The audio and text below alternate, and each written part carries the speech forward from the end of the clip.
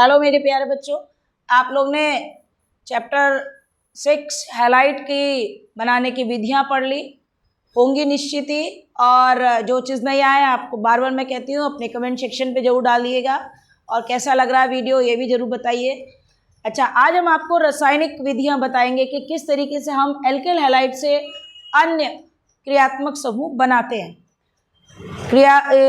Alkyl halide इतना अच्छा क्रियात्मक समूह है क्योंकि इससे हम हर तरीके के क्रियात्मक समूह और अन्य भी बना सकते हैं। जैसे अल्कोहल बनाना है तो भी हम हैलाइड से बनाएंगे, cyanide, isocyanide, amine, nitro and so on, सारे ही क्रियात्मक समूह आसानी से बनाए जा सकते हैं, बशर्ते हमें ये पता रहना चाहिए कि हमें क्या अभिकर्मक उसमें डालना है। तो देखिए, हम आपको पहले रिएक्शन भी बताते जा रहे हैं, अभिक्रियाएं भी, और साथ में आपको एक शॉर्ट नोट देंगे और उस शॉर्ट नोट से आपको पेपर के लिए याद रखने के लिए बहुत इजी हो जाएगा। जिस समय आप पेपर देने जाते हैं तो आप उस शॉर्ट पॉइंट को देख के जाएंगे तो आपको याद रहेगा हमने ये चीज़ डाली थी तो ये बना। क्यों? क्योंकि हमारे कार्बनिक रसायन में क्या होता है, जब निम्न को कैसे प्राप्त करोगे, कैसे परिवर्तित करोगे, इस तरीके के प्रश्न आएंगे जो कि वो काफ़ी टफ होते हैं, लेकिन वो तभी संभव आसानी से होते हैं जब हमने जो आपको सबसे पहले सारे फॉर्मूले दिए थे, पहला वाला जो आपको लेक्चर दिया था वो फॉर्मूले आपको याद होने चाहिए, बेसिक याद होने चाहिए कि प्रतिस्थापन, अगर एकल बंध है तो प्रतिस्थापन अभिक्रिया है, द्विबंध है तो अभिक्रिया आती है आपकी, द्विबंध में अभिक्रिया आएगी आपकी योगात्मक अभिक्रिया, और अगर हमें एकल से द्विबंध बनाने होते हैं तो हम यूज करते हैं विलोपन अभिक्रिया। तो चलिए हम लोग चालू करते हैं, स्टार्ट।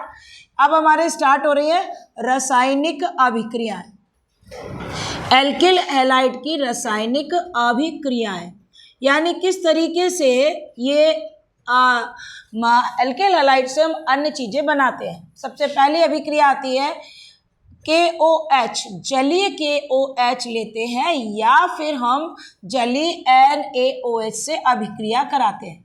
जलीय का मतलब है कि हमने KOH और NaOH को जल में घोला है। देखो, याद रखने का बहुत सिंपल तरीका होता है कि जब मैंने मेथिल क्लोराइड की CH3Cl की KOH आपकी अभिक्रिया में पेपर में भी देखिएगा दिया रहेगा, क्या होता है जब मेथिल क्लोराइड KOH से अभिक्रिया करता है, अभिक्रिया करना बहुत आसान होता है। इसका नेगेटिव और इसका पॉजिटिव हटा दीजिए, ये क्या है, प्रतिस्थापन अभिक्रिया, और हमारा मूल उत्पाद क्या बन जाएगा, मेथिल एल्कोहल, और साथ में क्या निकल जाएगा, KCl।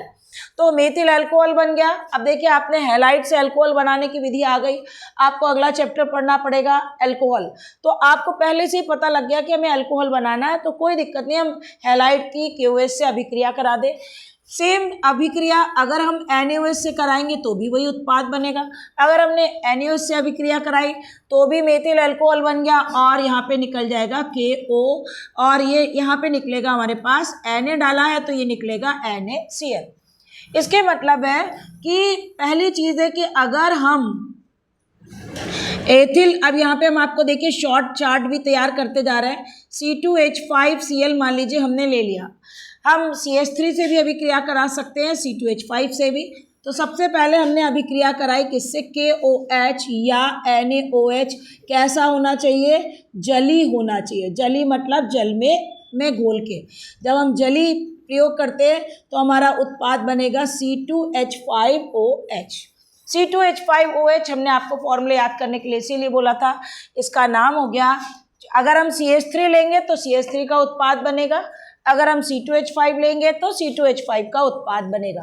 तो यानी हमारे पास यहाँ उत्पाद क्या आ गया, ये कहलाता है एथिल एल्कोहल। ठीक है, आपको हमेशा ध्यान रखना है कि अभिकारक और उत्पाद के नीचे नाम जरूर लिखना है। यदि आप नाम नहीं लिखते हैं तो हमारे बोर्ड, मैं आप लोग को वैसे भी बोर्ड की तैयारी करा रही हूँ, कंपटीशन लेवल के लिए पढ़ाई अलग से होती है, मतलब आपको डीप पॉइंट्स को ध्यान रखना पड़ता है, लेकिन एकेडमिक पेपर्स जब आप देते हैं तो आप लोग को इसी तरीके से लिखना पड़ता है, अभिकारक और उत्पाद के नीचे नाम लिखना है। लेकिन अगर आपकी अभिक्रिया जली की जगह यहाँ पे अगर वो ये कहता है कि अगर हमने एल्कोहलिक KOH या NaOH का प्रयोग किया है, तो देखिए छोटे छोटे पॉइंट अगर हमें याद रहेंगे तो कभी गलती नहीं होगी। अगर हम अल्कोहलिक KOH यूज़ करेंगे या NaOH यूज़ करेंगे तो अल्कोहल नहीं बनेगा, क्योंकि दारू से दारू कभी नहीं बनती है। इस पॉइंट को ध्यान रखना, दारू से दारू नहीं बनती। इसके मतलब है कि अगर ये अल्कोहलिक यूज़ किया हमने तो उत्पाद हमारे पास, लेकिन एक बात और, यहाँ पर हमने यहाँ पे मेथिल क्लोराइड नहीं यूज़ करेंगे, क्योंकि मेथिल क्लोराइड अगर अभिक्रिया करेगा तो डबल बॉन्ड नहीं बना पाएगा। और KOH, अल्कोहलिक KOH जो होता है वो एक विलोपन अभिकर्मक है, और विलोपन अभिकर्मक वो होते हैं जो एकल बंध को द्विबंध में परिवर्तित कर देते हैं। द्विबंध के लिए कम से कम 2 कार्बन होना चाहिए। तो हमने देखिए यहाँ पर अपना अभिकारक परिवर्तित कर लिया। पहली वाले में मैंने क्या लिखा था, मेथिल क्लोराइड, लेकिन अब की हमने क्या ले लिया, एथिल क्लोराइड। अभिक्रिया जैसे ही कराई, देखिए हम आपको रिएक्शन ये तोड़ के दिखाते हैं। क्या हुआ, ये लिखा हमने C2, आप बोर्ड में तो ऐसे ही लिखते हैं, और KOH यूज़ किया, कौन सा, अल्कोहलिक ALC लिखते हैं शॉर्ट में। लेकिन देखिए जब ये अभिक्रिया होती है तो अभिक्रिया होती कैसे है, जरा हमें ये भी देखते चलना है। ये लिया हमने, इसको ओपन कर दिया, ठीक है। मैं आपको एक एक रिएक्शन खोल खोल के इसीलिए दिखा रही हूँ कि अभिक्रियाएँ कैसे होती हैं। K ने Cl को अपनी तरफ आकर्षित कर लिया, क्यों, K विद्युत धनी है और Cl विद्युत ऋणी है। इस K ने Cl से ले लिया तो मतलब इस कार्बन में से एक Cl निकल गया। अब ये दूसरे कार्बन से क्या लेगा, H ले लेगा। तो यहाँ से H और OH मिला के क्या निकल गया, H2O।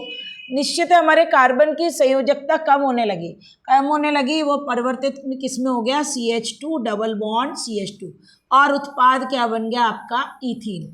ये आपका कई बार बोर्ड ने इसको आपके क्या होता है जब में दिया हुआ है कि क्या होता है जब एथिल क्लोराइड को अल्कोहलिक KOH के साथ अभिक्रिया की जाती है। ध्यान रखिएगा, साधारण अभिक्रियाएं वो नहीं देते हैं, वो ऐसी क्रिया ही देते हैं जिनमें आप लोग गलती करते हैं। यहाँ हमने अल्कोहल के साथ में अल्कोहलिक KOH का यूज़ किया। जब हम अल्कोहलिक KOH यूज़ करते हैं, देखिए हम आपके साथ में यहाँ से चार्ट बनाते जा रहे हैं कि हमारा मेन उत्पाद क्या आ गया, ये बन गई हमारी इथीन। दूसरी अभिक्रिया भी समाप्त हो गई। इसके मतलब है कि अगर हमने जलीय KOH यूज़ किया है तो बनेगा अल्कोहल, लेकिन अगर हम अल्कोहलिक KOH यूज़ करेंगे तो अल्कोहल नहीं बनेगा, ठीक है। इसके बाद नेक्स्ट अभिक्रिया दी मैंने, रिएक्शन विथ KCN। अगर हम KCN से अभिक्रिया करते हैं तो क्या होता है, अगली अभिक्रिया है विद KCN। KCN को हम लोग बोलते हैं पोटेशियम साइनाइड। तो देखिए आपने 2 चीज़ें बनानी सीख ली। हम हैलाइड से अल्कोहल बना लेते हैं, KOH जली डाल के।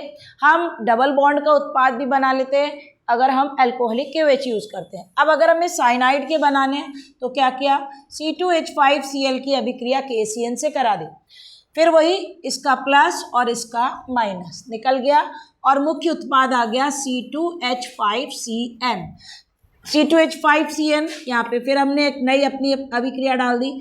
अगर हम KCN से अभिक्रिया कराएंगे तो KCN से अभिक्रिया करने के बाद क्या बनेगा, C2H5CN, और नाम होगा एथिल साइनाइड। हमें नाम जरूर याद रखने कि हमने क्या क्या बनाया, क्योंकि जैसे जैसे हम लोग आगे ये चैप्टर में जाएंगे वैसे वैसे अभी हम साइनाइड से अमाइन भी बना सकते हैं, लेकिन पहले हमें हमेशा क्या बनाना पड़ेगा, साइनाइड। एक्चुअल में KCN एक बहुत ही अच्छा अभिकर्मक है, क्योंकि KCN का प्रयोग हम अगर कार्बन की चेन को बढ़ाना होगा, जैसे अभी आप लोग के क्वेश्चन आते हैं कि हम कैसे चेन को बढ़ाएंगे, जैसे मिथाइल क्लोराइड से इथाइल क्लोराइड बनाना है, या चेन को कम करने का मतलब इथाइल क्लोराइड से मिथाइल क्लोराइड बनाना है। तो अगर हमें श्रृंखला बढ़ानी पड़ती है, चेन बढ़ानी पड़ती है, तो हम KCN का प्रयोग करते हैं, क्योंकि KCN में C आ जाता है, मतलब एक कार्बन और भी बढ़ जाता है। यहाँ कितने कार्बन थे, 2, अब यहाँ कितने हो गए, 2 और 1 3। नेक्स्ट अभिक्रिया आती है हमारी reaction with AgCN, silver cyanide से अभिक्रिया। ध्यान रखिएगा, अगर हम सिल्वर साइनाइड से अभिक्रिया कराते हैं तो प्रोडक्ट CN का नहीं बनता है, प्रोडक्ट बनता है हमारे पास C2H5NC। हमारे बोर्ड में जैसे CBSE की जो परीक्षाएं होती हैं जब आप लोग के बोर्ड एकेडमिक पेपर होते हैं उसमें रीजनिंग क्वेश्चन भी आते हैं। क्वेश्चन आता है कि अगर हमने KCN से अभिक्रिया कराई तो साइनो का प्रोडक्ट बन गया, लेकिन अगर हम AgCN से अभिक्रिया कराते हैं तो आइसोसाइनाइड के प्रोडक्ट क्यों बनते हैं? क्योंकि पोटेशियम विद्युत धनी होता है और विद्युत धनी होने के कारण वो इतनी जल्दी से Cl को अपनी तरफ आकर्षित करता है कि ये साइनाइड एज इट इज उससे जुड़ जाता है, वैसे के वैसे ही जुड़ जाता है और साइनाइड का उत्पाद बना देता है। लेकिन सिल्वर जो होता है उसका विद्युत धनात्मक गुण कम होता है क्योंकि वो डी ब्लॉक का तत्व है और डी ब्लॉक के तत्व में S और P दोनों के गुण होते हैं, उनका विद्युत धनी गुण कम होता है जब तक ये इसको खींच पाता है। चूंकि नाइट्रोजन क्या होता है, विद्युत ऋणी, वो घूम जाता है। और जैसे कि आपने जब हम लोग आपको SN1 SN2 मैंने अभिक्रियाएं बताई तो मैंने बताया था जैसे ही ये हटेगा वैसे कार्बन के पास चार्ज आ जाएगा प्लस का। कार्बन के ऊपर अगर आवेश प्लस का आता है उसको कहते हैं कार्बोकैटाइन। कार्बोकैटाइन के पास तुरंत न्यूक्लियोफाइल यानी नेगेटिव आ जाता है और उत्पाद बन जाता है। तो इस तरीके से अगर हमने AgCN से अभिक्रिया कराई है तो अगर हम AgCN से अभिक्रिया कराएंगे तो उत्पाद हमारा बनेगा C2H5NC, जिसका नाम है आपका एथिल आइसोसाइनाइड। ये बना आपका एथिल आइसोसाइनाइड। ठीक है। अच्छा, इसके बाद नेक्स्ट अभिक्रिया AgCN की अभिक्रिया भी हो गई। अब हमने आपके पास देखिए 4 चीज़ें नई बना ली हैलाइड से। अब अगर हमें एथिल क्लोराइड की अभिक्रिया हम सिल्वर ऑक्साइड से करा दें Ag2O से, सिल्वर ऑक्साइड का फॉर्मूला Ag2O मतलब सिल्वर ऑक्साइड से अभिक्रिया। अब देखिए उत्पाद क्या बनेगा। हमें मालूम है एक Ag एक Cl से अभिक्रिया करेगा तो 2, यहाँ पे Ag2 लिखा है, इसके मतलब 2 Cl चाहिए, आगे 2 लगा दीजिए। आगे 2 लगा दिया, पहले हमने सह उत्पाद निकाल दिया 2AgCl। अब देखिए C2H5O और C2H5 क्या बन गया हमारे पास, डाई एथिल ईथर। देखिए ईथर बनाना भी हमने आपको बता दिया। इस तरीके से क्या बन गया ईथर। यहाँ भी हम आपको शॉर्ट चार्ट में ही बताते जा रहे हैं। हमने किससे प्रयोग किया, Ag2O से। Ag2O से करने पे क्या बन गया हमारे पास C2H5 जिसका नाम होता है डाई एथिल ईथर। क्या बन गया, डाई एथिल ईथर। तो आपको ईथर बनाने हैं तो भी आप आसानी से बना सकते हैं। आपको हर बार ये याद रखना है कि हमें डालना क्या है। अगर हम सिल्वर ऑक्साइड डालेंगे तो ईथर बनेगा। ठीक है, हमें ये अभिकर्मक ही याद रखने होते हैं कि हम क्या डालेंगे और क्या बनेगा। इसके बाद नेक्स्ट अभिक्रिया आती है हमारे पास, this is the very important, name reaction है। नाम है इसका विलियमसन संश्लेषण, विलियमसन ईथरीकरण मेथड या विलियमसन संश्लेषण। विलियमसन संश्लेषण विधि वो विधि है जिससे कि अधिकतम मात्रा में ज़्यादा से ज़्यादा हम तरीके के ईथर बना सकते हैं। ईथर सम्मित भी होते हैं, ईथर असम्मित भी होते हैं। आपको बताओ, ईथर एलिफेटिक भी होते हैं और ईथर एरोमेटिक भी होते हैं। तो अगली विधि है हमारे पास विलियमसन ईथरीकरण विधि या विलियमसन संश्लेषण। हर साइंटिस्ट का अपना एक रिएजेंट होता है। इन्होंने सोडियम एल्कोक्साइड को यूज़ किया था। देखिए पहले हम कॉमन बता दे रहे, ये आर के टर्म में लिखते हैं तो हम एल्किल हैलाइड वर्ड बोलते हैं। आर का मतलब कोई भी एथिल मेथिल प्रोपिल कुछ भी हो सकता है। एक्स का मतलब कोई भी हैलाइड होता है, ये हो गया एल्किल हैलाइड। रिएक्शन कराया हमने NaOR, इसका नाम होता है सोडियम इथॉक्साइड, सोडियम इथॉक्साइड। ठीक है, हमने जैसे इसकी अभिक्रिया कराई, नेम रिएक्शन है। नेम रिएक्शन आपके पेपर में 2-2 नंबर के नेम रिएक्शन भी आते हैं। इसका Na और इसका X और ये कन्वर्ट हो गया किसमें, ROR। ROR का मतलब क्या हो गया, 2 एल्किल के बीच में एक ऑक्सीजन होता है तो उसको हम कहते हैं ईथर। क्या बन गया, ईथर। अब इस ईथर में चूंकि मैंने C2H5 से आपको दिखा रही हूँ तो मैं ऐसे बना सकती थी C2H5O C2H5Cl plus NaO C2H5। इसका नाम होता है sodium ethoxide, sodium ethoxide. Sodium ethoxide से अभिक्रिया कराई, ये Na और ये Cl निकल गया। और हमारा मुख्य उत्पाद आ गया C2H5O, यानी इसको हम लोग बोलते हैं डाई एथिल ईथर। क्या बना उत्पाद? C2H5O और C2H5, नाम हो गया इसका डाई एथिल ईथर। क्या बन गया? Die ethyl ether. ठीक है, अच्छा ये तो हमारे पास ईथर तक बनाना सीख लिया। एल्डिहाइड हम नहीं बना सकते हैं डायरेक्टली हैलाइड से। एल्डिहाइड बनाने के लिए हमें पहले अल्कोहल बनाना पड़ता है, फिर हम एल्डिहाइड बनाते हैं। इसके बाद हमारे पास नेक्स्ट आता है, हम अमाइंस बनाना चाहते हैं तो हम अमाइन भी बना लेते हैं। अमाइन बनाने के लिए हमने प्रयोग किया अमोनिया NH3। अगर हम एल्किल हैलाइड की, इसका ये नेम रिएक्शन है जिसका नाम है हाफमैन एमिनोलाइसिस या हाफमैन अमोनीकरण विधि। और हाफमैन अमोनीकरण विधि ये एक नेम रिएक्शन है जिससे हम प्राथमिक, द्वितीयक, तृतीयक हर तरीके के अमीन बना सकते हैं। देखिए कैसे बनाया मैंने। C2H5NH2, इसका नाम है हाफमैन अमोनीकरण, हाफमैन अमोनीकरण विधि। C2H5NH2 की अभिक्रिया हुई किसके साथ में? के साथ अभिक्रिया कराई मैंने। पहले हैलाइड लेना पड़ेगा, हैलाइड की अभिक्रिया कराई अमोनिया से, इसका H और इसका Cl। ठीक है, और देखिए क्या बन गया C2H5NH2, ये कहलाता है एथिल अमीन। एथिल अमीन का मतलब हो गया, ये हो गया हमारा प्राथमिक अमीन। क्योंकि अमीन में आप देखिए कि अगर RNH2 सूत्र लिखा जाता है तो ये होता है प्राथमिक अमीन। RNH लिखते हैं तो ये इसको हम कहते हैं द्वितीयक अमीन। क्योंकि दो एल्किल समूह लिखे, जो मैंने आपको जो जनरल पहले पढ़ाया था उसमें मैंने बताया था। और अगर N लिखा होगा, नाइट्रोजन की संयोजकता क्योंकि 3 होती है और कार्बन की संयोजकता 4 होती है, अगर ये RN लिखा हुआ है तो ये तृतीयक अमीन है। ठीक है, तो प्राथमिक, द्वितीयक, तृतीयक और क्वाटरनरी चारों तरीके के अमीन इसमें बनते हैं। हम आपको इसलिए रिएक्शन सारे बताते जा रहे हैं किस तरीके से अभिक्रियाएं होती हैं।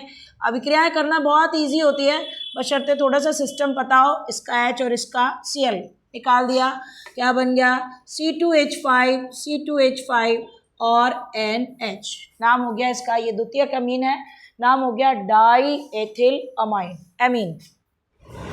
फिर ये डाई एथिल अमीन फिर से एक बार और हैलाइड से अभिक्रिया करेगा।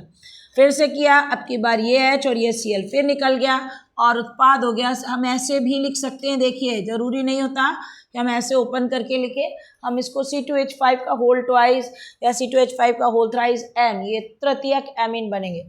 इसके मतलब है कि अगर हम अमोनिया से अभिक्रिया कराते हैं तो अमोनिया से अभिक्रिया कराने पर हमारे पास कई उत्पाद बनते हैं। C2H5NH2 भी बन सकता है, C2H5NH मतलब कि द्वितीयक अमीन भी बनेगा और C2H5 का होल थ्राइस N भी बनेगा।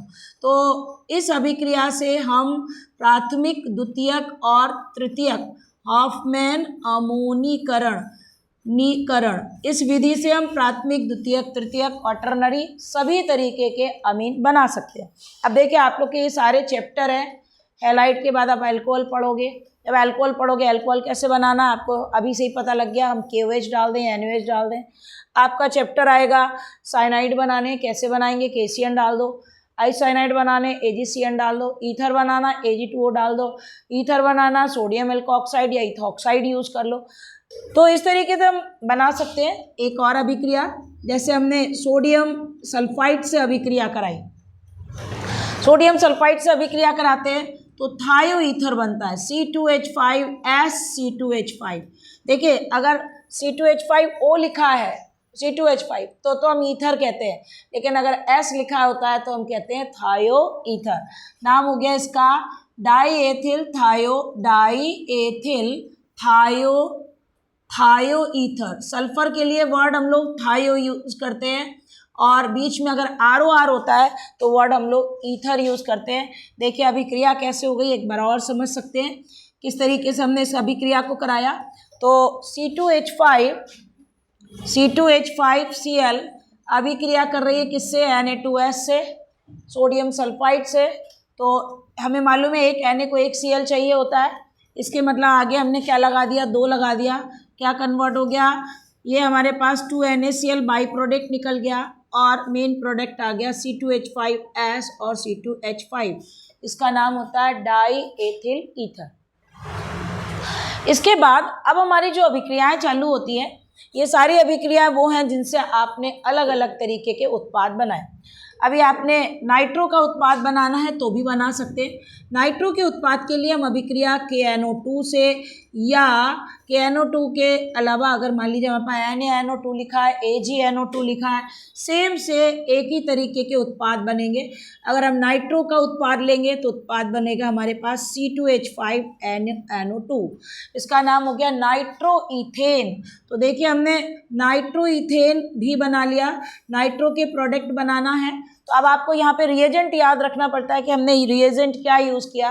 तो अगर इन केस हम यहाँ पे यूज़ करेंगे AgNO2 तो हमारा उत्पाद आ जाएगा C2H5Cl प्लस KNO2 से अभिक्रिया होगी तो इसका K और इसका Cl। सारी अभिक्रियाएं अभी तक आपने देखा, इस सारी अभिक्रियाएं प्रतिस्थापन है, बस केवल एक अभिक्रिया आपकी कौन सी लग रही है, विलोपन अभिक्रिया। विलोपन अभिक्रिया वो थी जिसमें हमने एकल बंध को द्विबंध में परिवर्तित किया, मतलब संतृप्त को असंतृप्त में।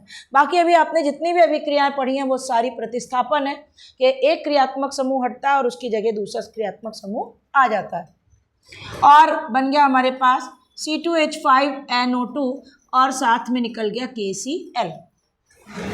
तो इस तरीके से आपने ये अभिक्रियाएं पढ़ ली जिनसे कि हम अलग अलग तरीके के उत्पाद बनाते हैं। अब इसके बाद आपकी अभिक्रियाएं रह जाती हैं धातुओं के साथ अभिक्रियाएं। धातुओं के साथ हमारी 5 अभिक्रियाएं जो हम आपको अपने अगले वीडियो में दिखाएंगे। आप इन वाले जितनी भी रिएक्शन अभिक्रियाएं हैं वो आपने देखा कैसे बनाई, मैंने आपको बनाने का तरीका बताया। इसके बाद हमारे अगले वीडियो में हम आपको वुड्स अभिक्रिया, फिटिक अभिक्रिया, वुड्स फिटिक अभिक्रिया, अल्मन अभिक्रिया, ये सारी अभिक्रियाएं देंगे। कैसा लगा आपको मेरा वीडियो कमेंट सेक्शन पे ज़रूर दीजिएगा। कोई भी प्रॉब्लम हो ज़रूर पूछिएगा। मेरे वीडियो को सब्सक्राइब कीजिएगा, मेरे चैनल को सब्सक्राइब कीजिएगा। Thank you for watching my video.